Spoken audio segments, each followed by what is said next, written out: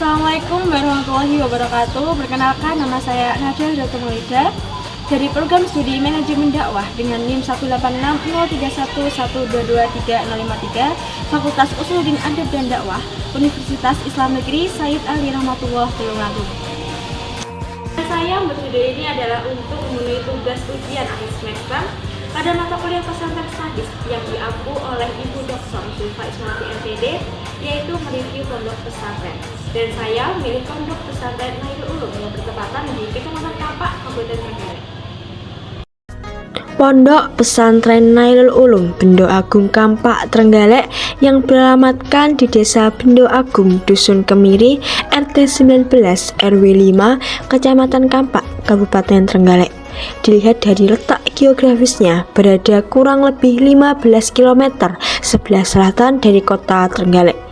Kalau kita menoleh dari sejarah berdirinya Pondok Pesantren Nailul Ulum, tepatnya didirikan pada tahun 1947 oleh beliau almarhum Al-Maghfurlah Kyai Haji Ali Bastom Toha, salah satu putra dari almarhum Kyai Haji Toha. Awal berdirinya Pondok Pesantren Nailul Ulum semula dipimpin langsung oleh beliau almarhum Kyai Haji Ali Bastom Toha bersama ibunya Hajah Siti Fatonah, mendirikan pondok pesantren dengan nama Nailul Ulum, yang artinya mencari ilmu. Nama tersebut digunakan karena disesuaikan dengan fungsi dari pondok pesantren sebagai tempat untuk mencari dan memperdalam ilmu agama. Setelah beliau wafat, Pondok Pesantren Nailul Ulum dipimpin oleh Kyai Haji Syamsul Huda Bastomi. Kemudian pada tahun 2011, Kyai Haji Syamsul Huda Bastomi wafat dan sampai sekarang digantikan oleh adiknya Kyai Haji Syahal Banuri Bastomi dan istrinya tercinta Umi Nyai Hajah Fatimatus Zahra Al-Batul, yang sampai sekarang menjadi salah satu pondok favorit semua orang dengan jumlah santri kurang lebih 600 santri putra dan putri.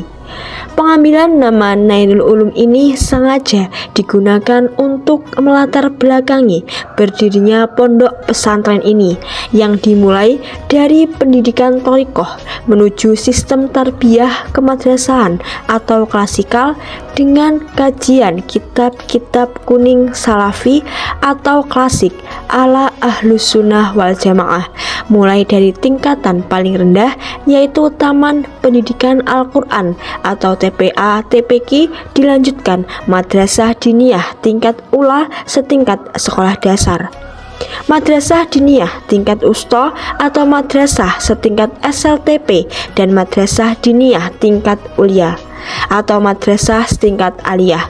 Tidak hanya itu saja, di Pondok Pesantren Nailul Ulum juga terdapat pendidikan formal yaitu PAUD Az-Zahra, SD Islam Az-Zahra, SMP Islam Kampak, dan SMA bergabung dengan SMA Islam Nurenan.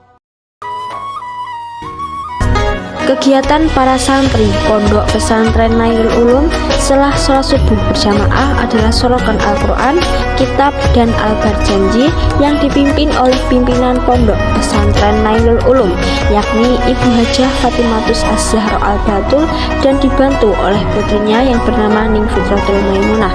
Setelah sorokan, para santri kemudian berangkat sekolah formal pada masing-masing tingkatan, mulai dari SD, SMP, SMA.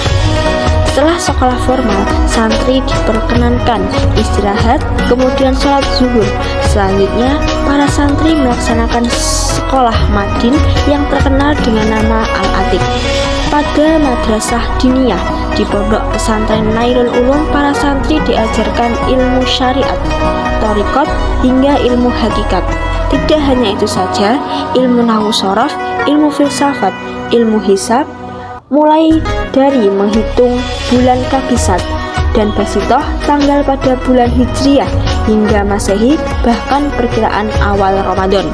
Setelah sekolah madin selesai, para santri melakukan sholat asar berjamaah, dan di dalam kegiatan tersebut diiringi dengan pembiasaan murojaah surah Al-Waqiah. Selanjutnya, sholat maghrib berjamaah. Semua santri Pondok Pesantren Nailul Ulum diwajibkan untuk mengikutinya. Dan murojaah sholat Al-Kahfi dan Yasin pada malam Jumat. Selain malam Jumat, santri diwajibkan mengikuti kajian mulai dari kelas ula, wusta, dan ulia. Setelah sholat isya pada malam Selasa, sholawat anariyah. Kemudian pada malam Ahad mengaji taklimul muta'alim. Kegiatan setelah sholat isya pada malam Jumat itu adalah al-barjanji, dibak, manakib, dan khitobah yang bernama Jami'iyah Muhadharah. Kegiatan ini digunakan untuk melatih mental dan public speaking para santri di Pondok Pesantren Nailul Ulum. Kemudian kegiatan santri setiap ba'da sholat isya selain pada malam minggu dan Jumat belajar bersama pelajaran formal dan non-formal. Setelah itu diwajibkan tidur jam 10 agar mereka bisa mendapatkan istirahat yang cukup karena besok harus bangun pagi untuk bersih-bersih sorokan dan persiapan sekolah formal lagi. Assalamualaikum warahmatullahi wabarakatuh. Sekarang saya bersama dengan pengasuh Pondok Pesantren Nailul Ulum, Pak Trenggalek. Jumlah santri ini pun saniki sampun. Sekarang ini kurang lebih 500-an semua dari semua 500-an dari SMP terus SMP, Pak SD, PAUD, Pondok Putra, Pondok Putri, kira-kira jumlahnya sekian. Bagaimana panjenengan niku mengombinasikan antara pelajaran umum dan agama? Iya, memang susah. Tapi yang jelas gini, saya ini orang yang tidak mentalan. Jadi ketika anak-anak dulu itu kan hanya anak yang mondok dok, tidak ada yang sekolah, tidak ada yang ngerangkep, tidak ada apa. Jadi kan begitu saya saya full ngaji, saya monggo lah. Memang itu untuk ngaji, memang mereka akan ngaji. Sekarang ini kan sekolah, jadi pagi sebelum subuh itu sudah ngaji. Terus setelah subuh langsung sekolah SMP, sekolah formal yang formal. Terus sampai jam 1:30 sampai jam 1. Setelah itu nanti sekolah madrasah, ngaji lagi. Setelah madrasah pulang ngaji lagi. Terus baru maghrib ngaji lagi, baru isya ngaji lagi. Makanya sekarang gini, bagi anak-anak yang sekolah, ketika setelah berasar nah ngaji tidak apa-apa. Nanti ibaratnya bahasanya sunnah lah ngaji, tidak wajib. Monggo beristirahat mereka. Sama saat nih Mbak. Ya wong diajak sholat itu biasanya ini. Saya yakin bahwa anak-anak mesti capek. Jadi mungkin kalau ngaji terlalu tercapek itu kasihan lah.